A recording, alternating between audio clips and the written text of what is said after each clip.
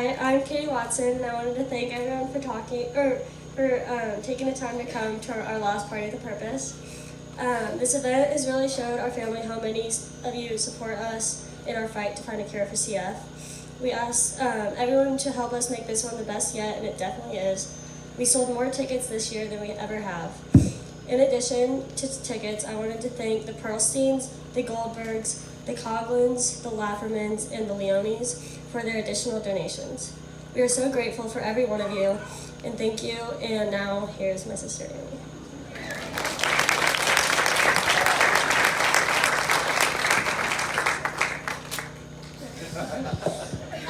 As you all know, Katie and I were diagnosed about 14 years ago, and our lives have been consumed with this disease ever since.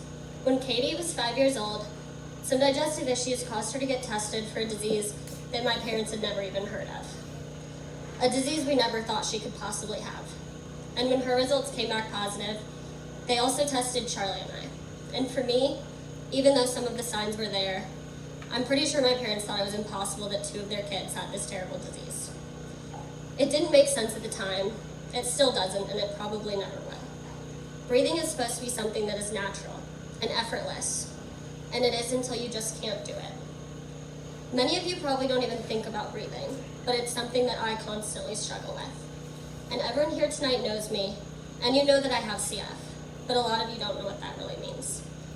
And that's partially because I've spent my entire life downplaying my disease.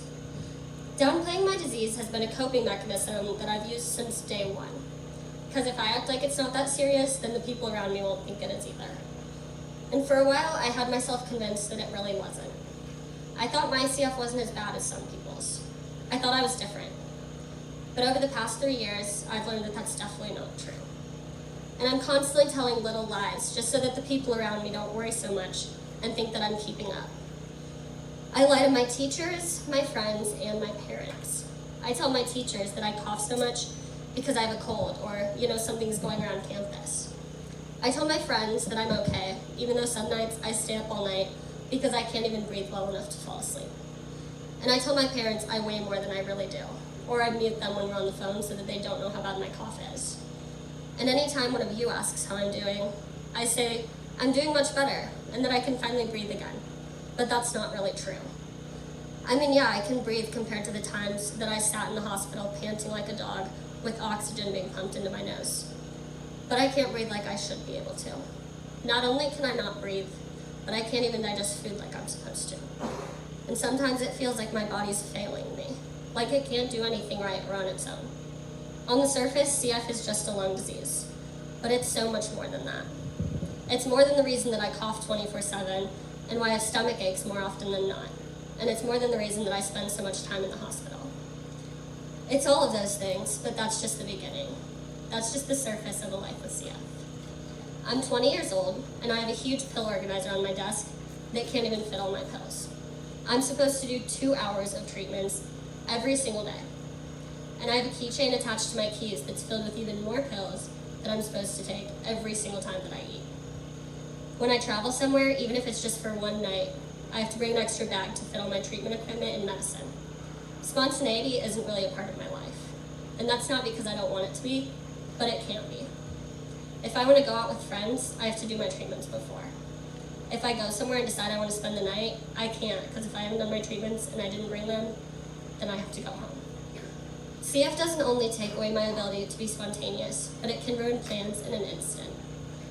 I've spent my birthday, Christmas, senior spring break, and Lollapalooza in the hospital. But I've also spent birthdays, Christmases, and spring breaks so sick that I don't remember them happening. And I don't know why or how, but sometimes when I'm sick, I lose my memory. And I think it's because my body's working so hard to function that it doesn't have the energy to make or keep memories. And I don't know which is worse, being in the hospital and watching everyone else live their lives on social media, or being there, but being so sick and miserable that I don't remember it. Getting sick is something that's constantly in the back of my mind. It can happen in an instant, and then for at least the next 2 weeks of my life, it's put on hold. But the world around me isn't. I'm still expected to do all the schoolwork I'm missing.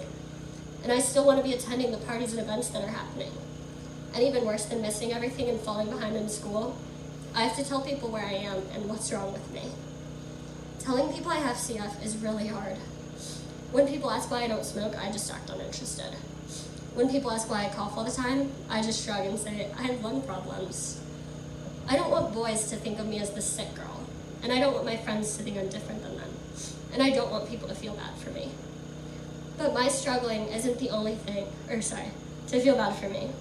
I spend so much time trying to seem like I'm not sick, but I basically always am. But my struggling isn't the only thing that has been constant in my family's struggle against CF. Each one of you has been consistent in providing unwavering support for us, whether it's through attending events like these, through praying for us, or visiting Katie and I in the hospital, but most importantly, donations that have continued to come in year after year. My family and my friends have been a constant source of happiness, compassion, and motivation in my fight against CF. When Katie and I were diagnosed, it wasn't just our lives that were changed forever. It was my entire family's. And all of you have made our battle that much easier. My friends that are here tonight created a home away from home for me. From getting food with me at any time of day, because you know I haven't eaten enough that day, to making me do my treatments, helping me keep up with my schoolwork when I'm sick, and taking care of me when I need it most. And most importantly, being there for me when I'm away from home. I honestly could not have gone through second semester of last year without each one of you. Your guys' visits to the hospital meant more to me than you will ever know. And at times, it's the only thing that kept me sane. Not only am I eternally grateful to everyone here tonight, but it wouldn't be right if I didn't thank my parents. One thing that I definitely don't say to you guys enough is thank you. Thank you for supporting me and caring for me and fighting with me every step of the way, even though I know Katie and I don't make it easy. I know throughout the years you guys have placed a lot of blame on yourselves, but it's okay that this happened. Katie and I would not be the women that we are today without this disease and without you guys leading us through it. It's made us stronger as individuals and as a family, and I'm so grateful for that. All in all, yeah, I hate this disease. I hate it with every ounce of my being, but I am grateful for it.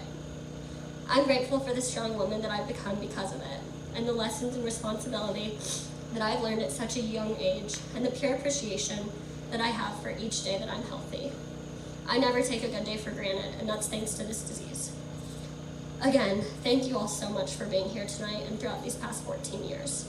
We wouldn't be where we are today without all of you and all that you've done and continue to do for Katie, me, and my family.